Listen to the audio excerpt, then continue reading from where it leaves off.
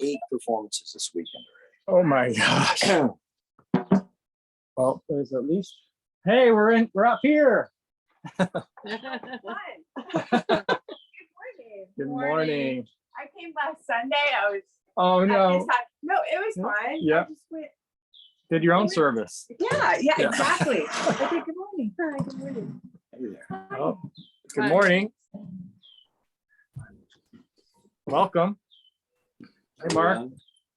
Outside finally.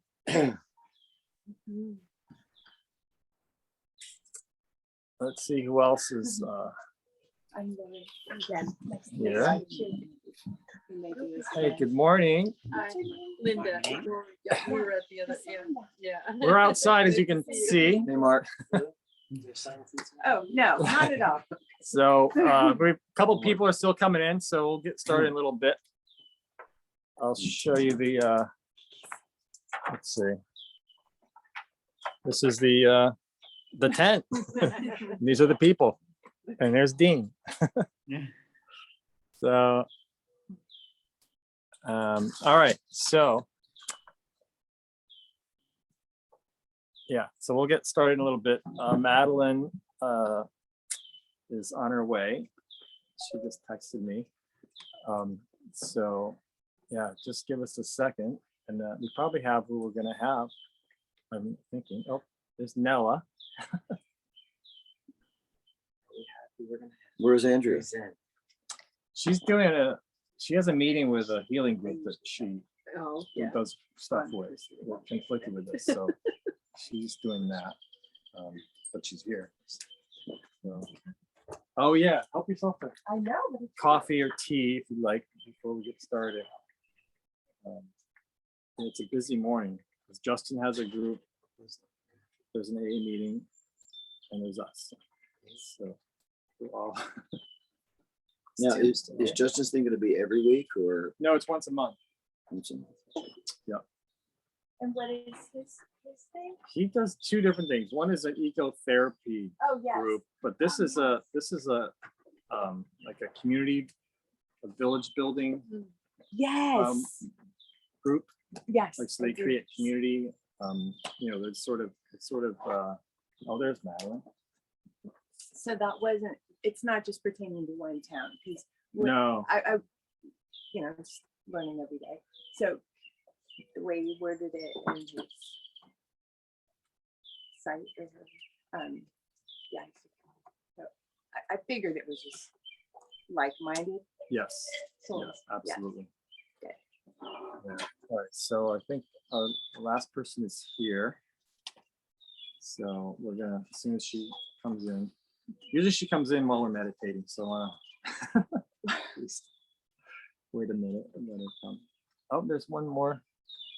How many people are online? There's three people online. Good morning. Morning.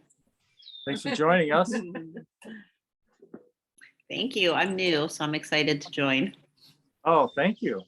Happy to be here. So usually when we're inside, I have a TV where everyone can see you guys, but because we're outside, that was a little bit kind of too much for me to deal with this morning. So so the people aren't going to really be able to see you very well. So here's our three people. Welcome. So I'll do my best with just using my phone, and you know, I'll do what I can. So anyway, Yeah. all right. Don't worry. Yeah, Anything that takes a while from here. yeah. I don't know if Madeline's waiting to. So I'll talk about what we're talking about Okay. today. Usually I wait until something comes to me to come up with just a topic. And it's really I like it to be a discussion versus me just like telling you what I think. So what came to me was suffering. And I think part of it is just everything that's happening, you know, the shootings. I mean, just in a month since, you know, well, it was 2 weeks ago. But in this, just in the span of a month, we had the Buffalo shooting followed by the Uvalde, Texas shooting, and And many others. and then many others. It's been 246 mass shootings just this year in this country. Good morning.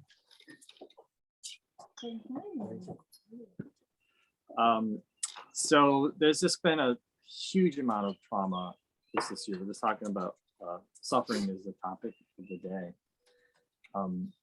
So it just, and then we have our own stuff on top of it. You know, all of us go through challenges here and there. And, you know, with a divorce and a teenage son and all the challenges with that, you know, every once in a while it sort of piles up and it gets heavy. And so I was in that heavy space and I'm like, I'm going to talk about suffering. I know, I'm like, oh. So luckily I don't feel like I'm suffering at this point. I'm fine, but it's just, I think we all go through various stages of that. And so I think it's important to talk about it and how we cope with it. Why is it even there? You know, there's so many things to talk about with that. And you can just go in so many different directions. So, you know, have a lot of stuff sort of put some thoughts together, but I never know what we're going to end up talking about. So I try not to follow a script too much. But, so we'll get started as we usually do with a nice grounding meditation and a prayer and a song. So that's been traditionally how we go. So I will start us off with the bell. So is it like all talking or just you're all talking? Okay. Oh yeah, she showed me. So Madeline, I'm not going to ask Madeline any questions today or ask her to comment, but I'm so glad you're here. Okay, so I'm going to ring the bell, and I'm going to ask you to follow the sound of the bell, you know, into yourself and stay with the sound as long as you can. And when you feel the sound is gone, just go right into your breath and just stay with it with the breath. And we'll just do this for a couple of minutes. Okay.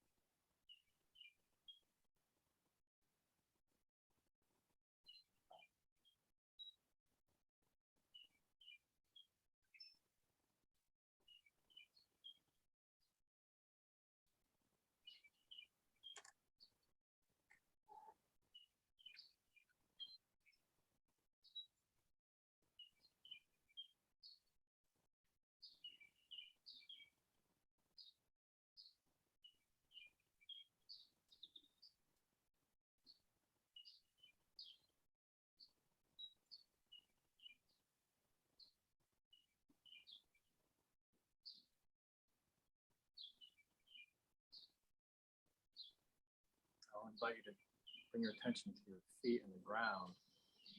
Really feel that connection to the earth.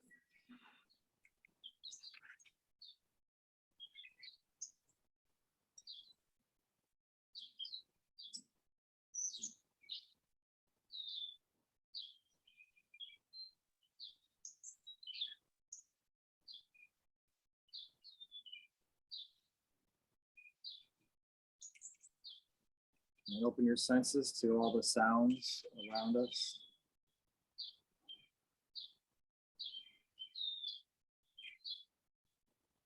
Nature has a lot to say up there.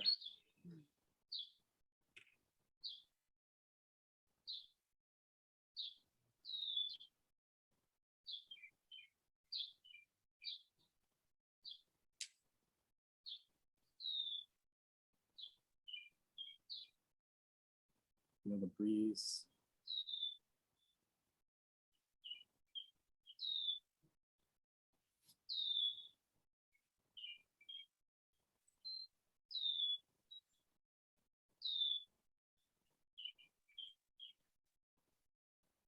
When you're ready, come back. Eyes when you feel ready to. Move around a little.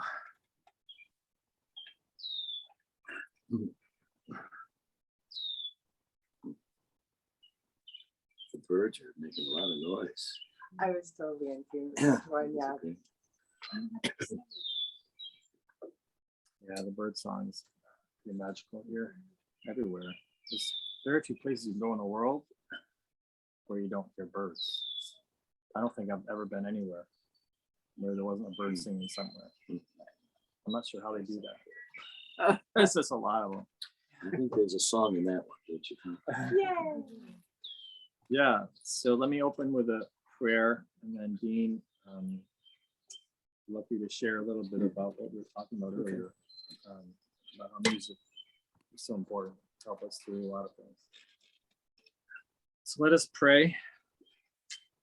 Mother, Father, God, we welcome this day and this opportunity to gather in community, connection, and love. We acknowledge your presence within our circle, within ourselves, and within all living things. And we express our gratitude for all the joys, sorrows, and everything in between that this life provides to us for our learning and growth. May this time together help bring us closer to you. Amen.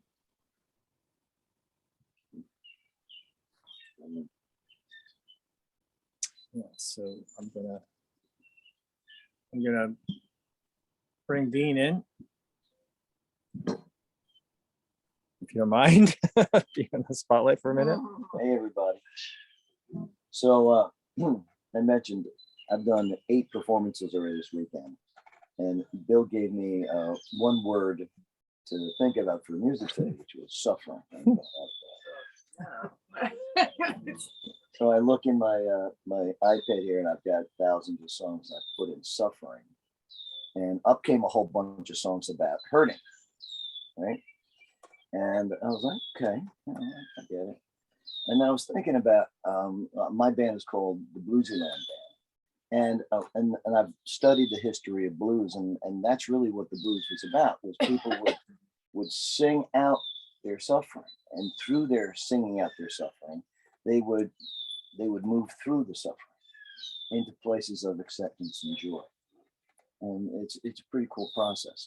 And then there's the Scottish music that's called a dirge, and the dirge is a music that they use for memorials and funerals that has this kind of somber, tone to it, and it helps people move through it. So I myself, I'm a songwriter, and I'll sometimes write songs that I never intend to play for anybody, but they're my own process songs.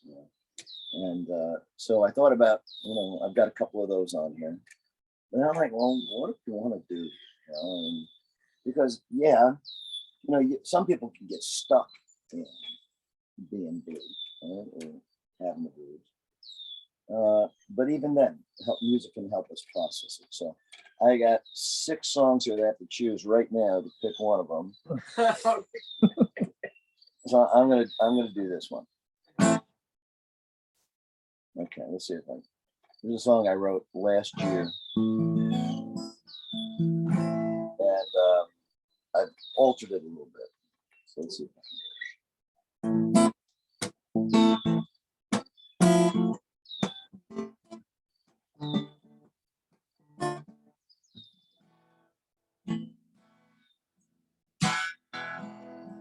I've been so busy You get my voice. Years rushing by, kids growing up fast. In the blink of an eye, we did the right thing. Build a house, made a home, living the dream. But where did it go? I've been distracted, working hard each day, chasing that dream as it slipped away. I'm guilty of trusting some of those when they say I'm just like you. Follow this way. It's not too late to bar the door. So I'll be away. I'm walking the floor. How could this happen? How can this be? In the home of the brave and the land of the free. How can this be? How can this be?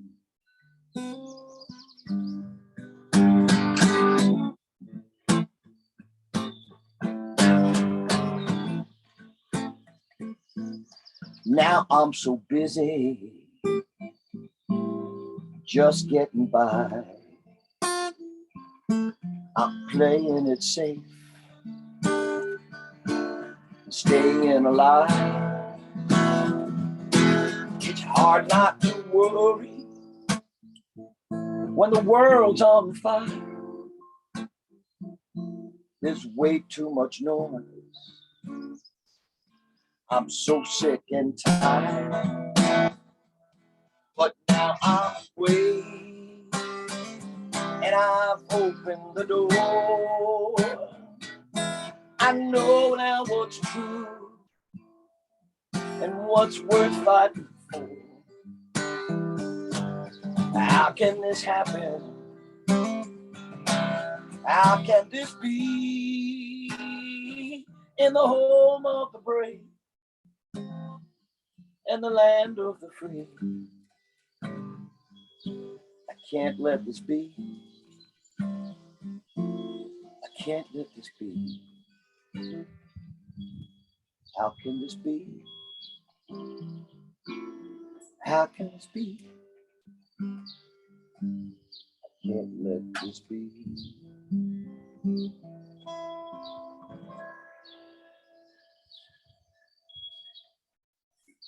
Thank you, Dean.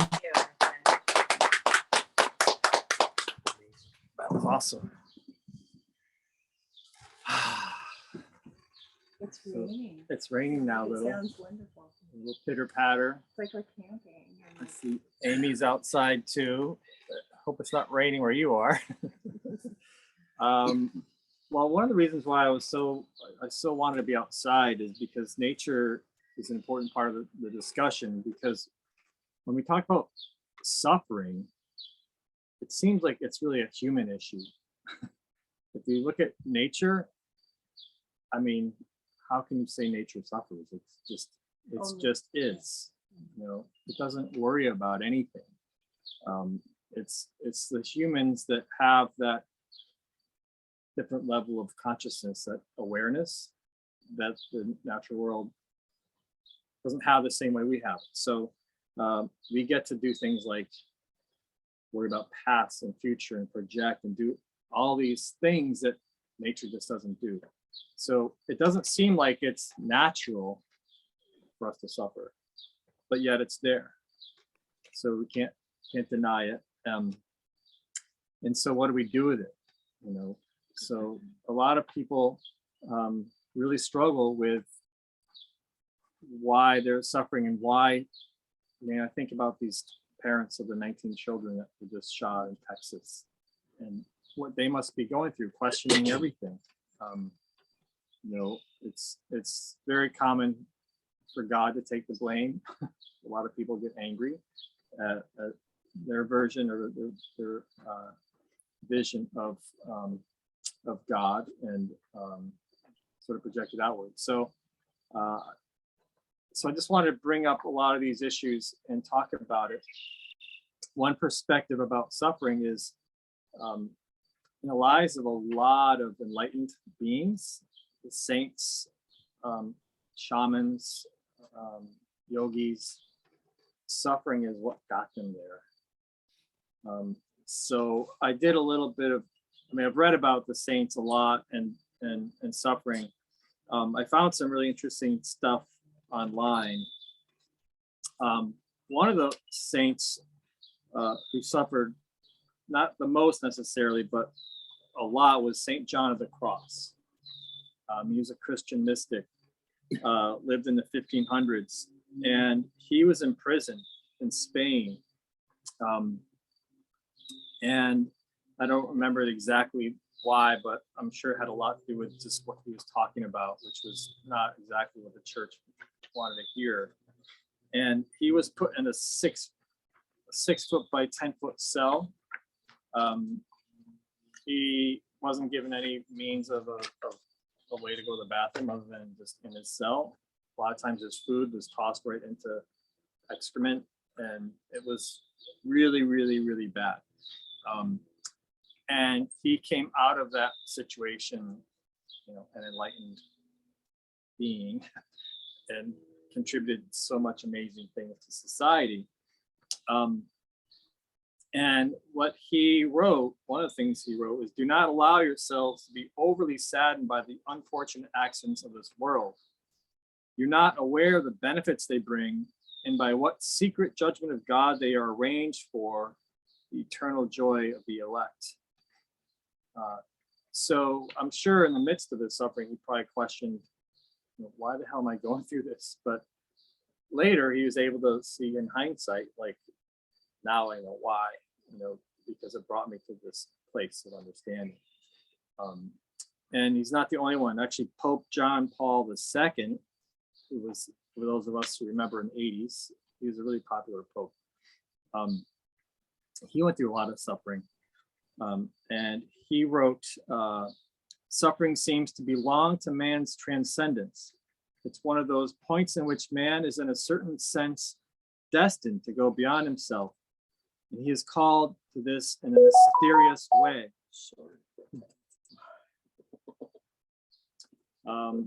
He said, down through the centuries and generations, it's been seen that in suffering, there is concealed a particular power that draws a person interiorly close to Christ, a special grace. To this grace, many saints, such as Saint Francis of Assisi, Saint Ignatius of Loyola, and others, owe their profound conversion. A result of such a result of such a conversion is not only that the individual discovers the salvific meaning of suffering, but above all, that he becomes a completely new person. So you can see from the perspective of those beings that suffered, you know, you can sort of see the end result and the reason for it. But then there's, you know, the children. And then, you know, so a lot of people ask about that. Like, well, why do children have to have disease and suffer and cancer and be shot?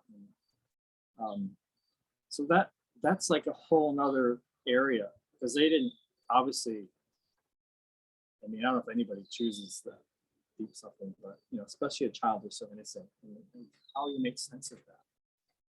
So then we have to, I think, go to a different level of understanding when we think about, okay, so if there's a reason for it, we may not be able to see it, but if we can go way, way out and look at, you know, look at everything from the perspective of the soul's journey, you know, how are we to know what those soul journeys are. And not only their journey, but the journey of those around them. Because thinking about the parents, those children, you know, the parents, our parents right here in Newtown that went through this. We could be one. We could be one of them. Absolutely. I mean, those of us who have children, can just, you know, can't even imagine, you know, can't imagine. Oh, sorry, mouse, or whatever you are. Birds on it. Yeah, right? Or the cat was chasing them. Oh, the cat. Cat was chasing them. Maybe a chipmunk. I picked one up in the barn yesterday. Oh, A chipmunk. They usually bring him in for yeah, us. yeah, that's an offer. Yeah. Here's a present. So I was a chipmunk suffering. I don't know. Did it I'm just- sure he's anxious. He might be anxious right now, running for his life, but yeah. So there's suffering for spiritual awakening, and then you know the shamans have been through that for 10,000 years. It's been like they call it shamanic illness. There usually is a almost to the death trauma that most shamans, indigenous shamans, go through before they, you know, sort of awaken to their calling. Meaning they're suicidal? No, it's just like disease, illness. Oh, okay. You know, like they're close to death in many cases, and then spirit brings them through it, and through that transcendent experience, they become healers. Almost like a deathbed conversion, right? Yeah, That makes it sense. is, and some will say that you can't get to that point without going through that. Like that's a required initiation into that healing. And I have a friend of mine that I worked with for a while who he was a lot of shamanic work, and he went through something similar. He was in the hospital in the emergency room, and no one knew what was wrong with him, and he was like, just really in bad shape. And when he came through, it was like that was his initiation into shamanic practice. So it happens even now. So like that's where you can make sense of suffering for certainly for those people who transcend it and come through and you know are able to help other people and heal and do all these wonderful things. So to me it feels like suffering has a really a benefit in a way. I don't know if it's absolutely necessary. A lot of people have become awakened and enlightened without having to go through that. So I believe it's possible to get to that point without having to suffer, because that would stink. Well, yeah, and If the only way to enlightenment is like, oh, I gotta figure out a way to suffer really bad so that I get through this. yeah, like I'm, you know, any of us healthy would want to be awakened and you know, and Yeah, well, I don't want to choose to get really sick on it, but you know what I mean? There's got to be a way to. there certainly And there is. is. There certainly is. Yeah. There's no question there is. And there's no question there's a lot of people that have reached a pretty high level of consciousness without going through tremendous suffering. So getting back to and I'd love, I definitely want you to throw in your thoughts about this too. I like to say something. Yeah. Yeah. So in the beginning, we talked about nature, and how nature doesn't suffer, because I believe that nature is a cycle of a rhythm. Right? So there's death and birth always, and soon death and birth. So nature's experience of time and space is not dependent on what's happening in this moment. Right? So my practice right now, I'm seeing a lot of grieving people. So experience some grieving stuff myself. What neuroscience, not that it matters, but what they've noticed is that it's not serotonin, which sadness or like when people are sad or depressed, they go to antidepressant. It has nothing to do with serotonin. Exactly. It's more with dopamine, which is when we lose someone in time and space, right? We search for them, we look for them. We have these patterns and habits of that are with us. And when we can't find them, there's this unsatisfied craving for another. Still hungry. So now like you're climbing a located in pole. time and space. There's a pain, but it's over. But so that's what like I'm kind of playing with is it what suffering is a past or future expectation of how things should be. Yeah, And when people go through illness, it resets their maybe they look at their mortality. They look at life in the bigger picture and they understand their place in time and space. And then what that does from my Roper experience, maybe that's what we're talking about, is your value system gets reset. Your morality gets reset because you know the transientness of this. That's great. yeah, absolutely. And I would add that I lived without having extreme loss in my life until the last year or so. And it changed my perspective completely because you take life for, there's always more. There's always more availability, but it is experiencing and encountering that loss and that separation. It is that reset. Yeah. Anyone on Zoom? If you guys have anything you want to add to the conversation, you're a part of this, not just, you can just be watching, but I don't want to forget that you're there and you're part of this circle. So if you want to jump in at any point, just unmute and go, hey, Bill, I have a comment, because I may not notice a hand raise or a chat or something. So feel free to jump in if you like to. But yeah, thank you. This is what I'm hoping for, to make it like it's not just me, because I always learn from you guys too. So. Well, yeah, and thank you. It's sometimes, it's not as easy, in some conversations, it's not as easy to speak up because there's many things going on in my head, but you always make it comfortable to join in. But one of the things I just want to say, and how like something bad will happen to someone, and like you were mentioning, and people blame, why did God do this? Wow, they're so like believing in this, like God, like when it's not him or that or anyone that they're following or look up to allowed that to happen. But this is my belief. Yeah. Like that's it. Yeah, so I don't know where else my brain is going with that, but that's like troubling to me, and that doesn't suit me, like to blame, but the blame game, because it makes people feel better, and I understand that when they're in so much pain. Like, but I don't know that it makes them feel better. help me with that. Yeah, Maybe helps them justify their pain. exactly. Yeah, and I completely understand when they're in so much pain. You just Yeah. want to like put the blame on someone. Well, but it's I don't all know. that it's trying to put meaning. Like people Right. are always trying to put meaning to everything, right? What's the meaning of my life? What's the meaning of everything around them? And so when a child dies, especially when it's your own child, you're like, how can you put meaning to that? Like this doesn't make sense. But I go to the person that caused the issue. You know what I mean? And feel awful for them. Like obviously they were not, either they were born mentally ill in the brain, or they were brought up in such a negative situation. Sure. And that breaks my heart. It's like to have to live it, because life is so beautiful. And but that's what I do. Like, oh, this wasn't that. But I've never been through that. I am not one of those persons that lost so much pain. Yeah. So of course my perspective could change, and I mean no disrespect to anything. I'm I on a have a journey of question. understanding things. I personally don't know anybody, and I've been around the block a few times, that has not encountered some major crossroads or difficulty.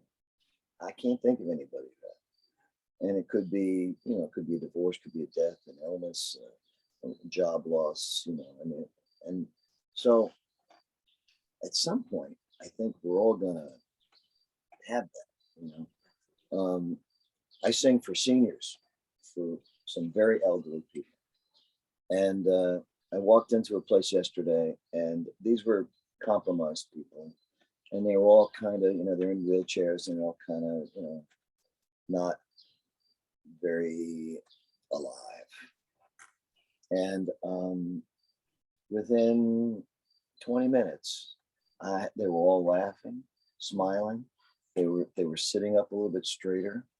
To find the things that help us kind of pass through or transcend times when we have real life stuff that bring us down is important, and to have others around us who can do that, which is what's happening here, which is why I appreciate what you're doing here. But there are people who it seems like life is just, smooth.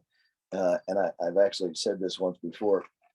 I thought that Facebook had a lot to do with leading towards many unhappy marriages, particularly mine. My wife had lots of friends who had all these great things going on, kids who were doing fabulous and destination weddings and big vacations. And I would say, look, you're only seeing the stuff that people want you to see, which is, their joys. That's not the whole picture.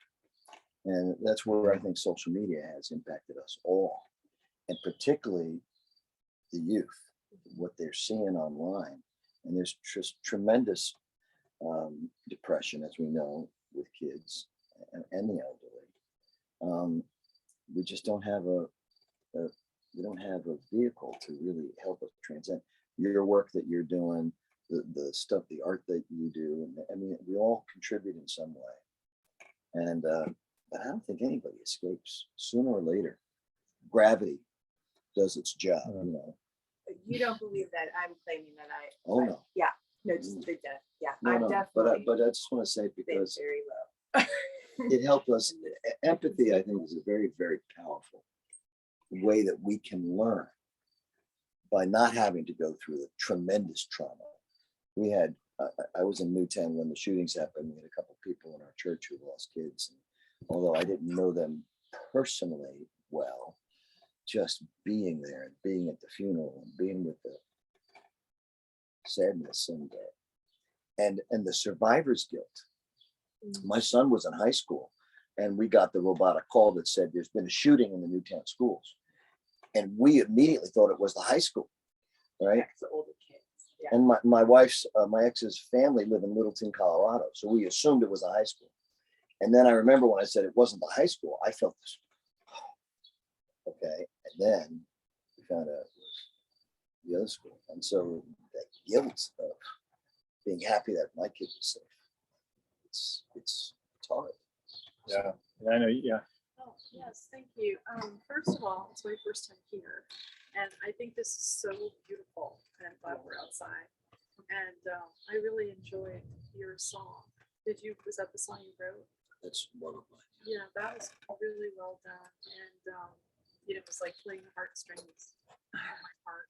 And the comments that you made about suffering were really interesting to me. And then I really liked hearing about grief, because I think that as a culture and a society, we are experiencing a lot of deep grief on a lot of levels since the pandemic. And we're not finding places to process it. That grief is something that takes a lot of time, a lot of persistence. And so I'm so happy that I'm here and listening to all of you. And the thing that I would like to share about suffering is that quote that, I hope I quote it right, but that pain is inevitable, but suffering is a choice. Yeah. And you were talking about nature, and it's true that animals tend to recover or have more resilience than humans for some reason. Like if they are attacked and they, like a duck, let's say, is being attacked by a fox, and it survives it, goes out in the water and shakes its feathers, and then starts swimming around like nothing happened. And so, during the pandemic, I spent a lot of time alone. Oh, I was also happy to hear that there's some divorcees here, because I got divorced too and lost everything, which is a whole other story. And anyway, but I during the pandemic, I was spending so much time alone. And you brought up these, spiritual people, and I also study Tai Chi and Qigong and shamanism. And I was aware that, I had even said to myself at one time, gee, I'd like to be like those people and like go up in the mountains alone and have this time to, really get in touch with myself and my inner demons. And here it was in the pandemic that I was forced to do this. Mhm. So every time I started to face that dark night of the soul, I said, okay, I'm going to face this. I'm going to go in. I'm going to go deep, and I'm going to really learn about myself. And it was painful. There were a lot of things that were very painful. Mm. But it turned out that there was a real big silver lining there because I started to really learn the skill of staying in the now moment. Because I discovered that the more I could open up into the now, that everything is beautiful and fine in the now moment. When I ruminate about the past, or I start to get fearful about the future, is when the suffering starts coming Yeah. out. Yep. Exactly. So I just keep doing that. Whenever I start to feel that discomfort, mental discomfort, I say, oh, I need to come back to the now moment, and I've just been teaching myself to keep doing that. And it's really, really helpful, not to say that it's easy. And the other thing that I was, thinking about was I was listening to this program on the radio on the way over here. It was about homeopathic medicine. And it was a doctor that was talking about remedies. And he said, most of the remedies come from the same thing that causes the illness. And that's very Taoist, like, with Tai Chi, like that, Yeah. everything, there's the yin and yang in everything. And I think this also comes to this dualistic thinking that we've also been discovering through the pandemic, that doesn't work. It's not black or white. There's this gray center, and that's where the answers are. And there was this beautiful story that I heard a number of years ago that I reflected on because I was living, this area during Sandy Hook, and I also was very, very. I just think murder of children is just, probably one of the saddest things that can happen. And but there was an Amish family. I don't know if you remember the story a number of years ago, and there was a shooter who came in and killed the Yeah, children I there. remember. Yeah. And the amazing thing about that story was that the family went straight to the parents of the person who shot their children. And they sat down with them and they said, can we help you? We forgive you. We see your suffering. And that story has made such an impact on me because I thought, that's to me spirituality. That's God. God is so loving. God loves everyone, even the shooter, even the people that are harming others. God is like whatever God's a word, but the concept of God is a loving force, and it upholds all these beings and forgives them even when they do something so horrendous.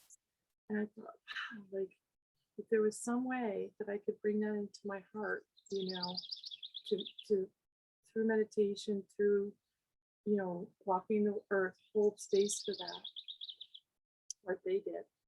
And that was the greatest story for me to reflect on when I get into these places, and I think sorrow and grief is different than suffering. I think a lot of people misunderstand that we do have to feel the pain of grief. We have to walk through grief in order to heal from it. And I just thought that was really great. All these things came up in your thank you. Thank you. That's wonderful. All of it. I wanted to share something that really changed the way I see suffering. And as usual, as a book, I read a lot of books and have been for a long time. This book is called Destiny of Souls by Michael Newton. There's another one called Journey of Souls. I think that was prior to that one, but he was a hypnotherapist that did a lot of regression work. and he was bringing people, doing regression. And one time by accident, well, it wasn't by accident, but he wasn't intending to bring this person any further than just to childhood. But they went through childhood, through birth, and into spiritual life. And he was like, what in the world just happened? But they're describing their life before incarnating. And, it like flipped them out kind of, but it was fascinating. So he started trying to do it with people and succeeding, and develop a technique that would help people into that space between lives. And he's since trained hundreds, if not thousands, of practitioners to do this. So it's not just that there are hundreds of cases by one person, because you can say, well, they're doing something funny, whatever. But it's like thousands of practitioners around the world doing this process, thousands of people saying the same thing basically that is happening to them in between their life. And what's so fascinating is all the planning that the soul does for each incarnation, to the point where knowing about when they'll die and how they'll die. And, obviously there's free will, and it doesn't mean it has to happen that way, but the trajectory is set. And there's a deep reason for doing that. And it's to learn a certain lesson, or, and it's to help other people in their soul group and their soul family to also, they work together. And it made sense. It made sense to me. And that's, I'm not saying this is something that everyone should believe, but to me, it made so much sense versus everything's just random, or God's like, got us all on a puppet string, doing everything. Like, that didn't make sense to me. But the soul having a plan to use physical life in this incarnation to work on different things just made sense to me. And it helped me when things happened, like Sandy Hook, because I was around for that too. My son's in preschool, so we were early, but it was still super close. But it just helped me understand, because some of the beautiful things that have come out of that, there's so many foundations, and the Kathleen Violet Hubbard Foundation that I'm kind of close to, because we're doing similar things. Just beautiful things for the community that came out of this beautiful child's death, that it almost feels like, maybe that was that soul's intention, like to be part of something so dramatic that will cause such a shift. Well, it's like a shift from the victim thinking to more of a heroic feeling. Yeah. That these children are heroes for us. They took on a great task. They were like this highly evolved souls that took on something so, dramatic and amazing that, anyway, so that's just what's helped me through it. And I can't see the time with Zoom going, so Let's see. if we can just get a time check. 10:49. This goes fast. We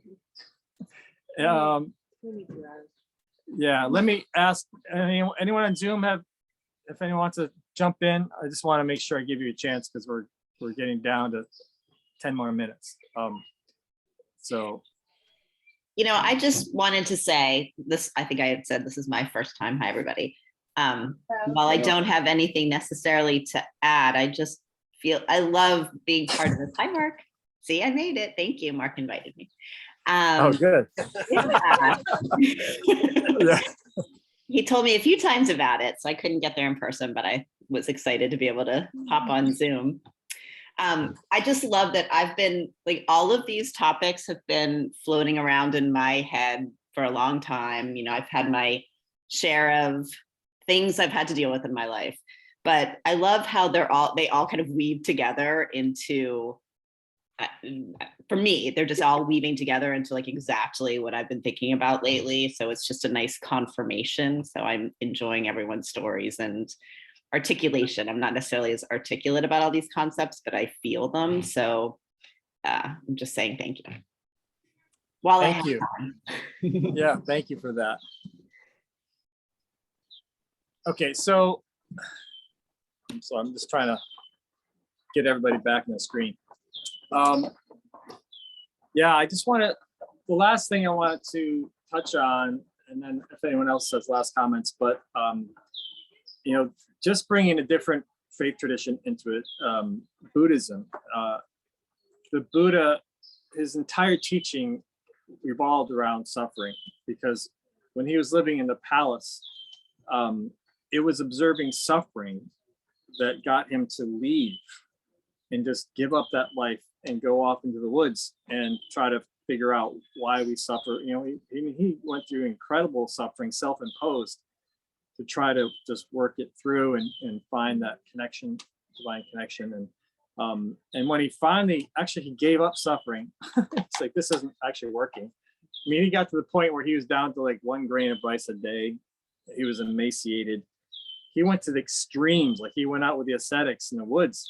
And he's like, I'll go 10 times even more than you're doing. Like, he was like intense, and it didn't get him to that place he was trying to get to. So he said, all right, screw it, I'm going to start eating again. I don't know if he said screw it, but he started eating again, and like, there's some other way. And that's when he finally sat down at the Bodhi tree and said, I'm not moving until I figure this all out. And he just went to a deep meditative state, and that's when it all came. But so in Buddhism, there are 4 noble truths that are the pillars. And the first one is life is suffering. He calls it dukkha. And that, like, there's suffering. We can't avoid it. The second one is the reason for suffering. And what the Buddha came up with is the reason we suffer is because of cravings, desires, and clinging.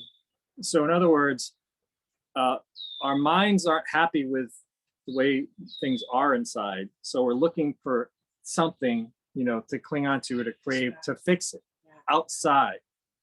And so, but really it's inside that has to be changed, but using the outside to change inside doesn't work. So, and then the third pillar is that there's a way out of suffering. And the fourth is the Eightfold Path, which is the process of delivering from suffering. So the whole faith is based on that. You know, he, for whatever reason, didn't bring, you know, higher power into the whole thing. He decided, I just want people to focus on the inside and not worry about all this other stuff. So that was just the path that he chose. But we don't have time to get into that process, but it's just interesting that one of the larger world religions is founded in the idea that life is just suffering and here's a way out of it. So there's a lot of really good stuff in there too, to help us move through it. But this is, you know, community is good too, because we're not in it alone. You know, a lot of people are, but to know that there is a community to come to and share and process, and yeah, that's all good. Any last thoughts before we go to a closing piece? The largest awakening that I think I had, and I'd read Tara Brach, Radical Acceptance. Yeah. And she talks about seeing people as understanding that everyone is suffering with something on some level. And we become so insular in our own belief of how hard my own life is and how difficult my challenges are and what I'm struggling through. And that when we can take a moment and open our hearts to the belief that everyone on some level has something that they are also worried about or struggling with or suffering through, that it creates that larger community and it creates that spaciousness to accept everyone in and of who they are without knowing anything behind it, and giving grace to every single person because everyone on some level is struggling. That was just really profound. That's great. And she's a Buddhist teacher. All right. Do we have time for me to read a little something, or I could just share it with you later? Yeah. Well, after, let's close, and then if you want to share it. So we're gonna do So, a song. well, this is great. Thank you all for being here. I've been so busy lately that when I got the reminder email from Bill about can you be here, I was like, oh no, I got to be there too. And instantly I was like, wow, no. I want to be there no matter what. And I got a great song here. This fella found his own way how to deal with suffering. Sung by John Prine. Do you know John Prine? Oh yeah. A very tongue-in-cheek songwriter. Why must you always criticize me? Seems like everything I do just turns out wrong. Why don't you just come out and despise me? So I could pack my bags and baby, I'd be gone.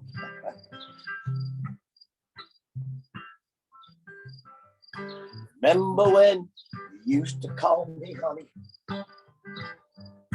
Well, I'd turn around and call you honey too. You might think it's a joke, but it's not funny to hurt someone still in love with you.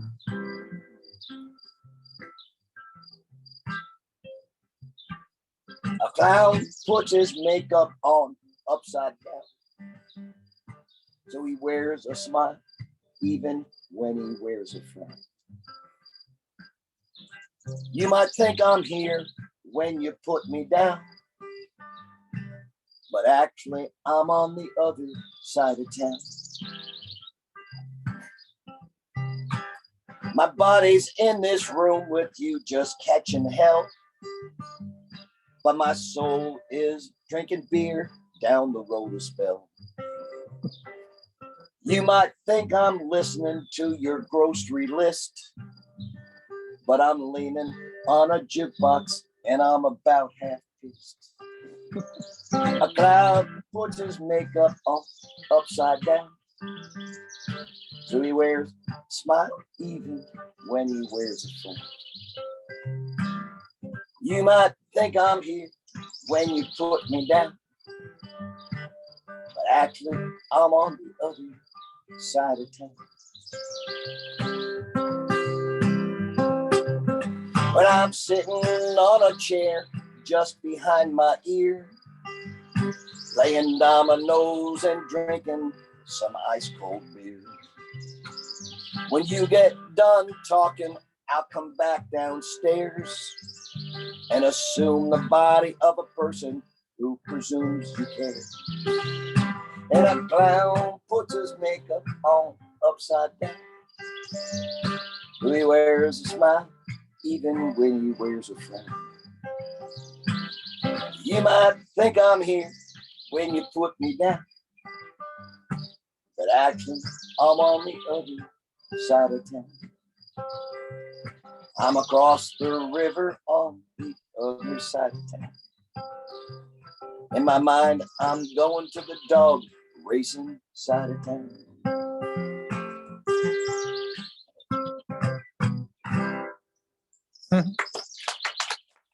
My voice sounds like John Prine now. All right. All right. So I'm just going to close this out with a final prayer. I didn't memorize it, so I have to read it.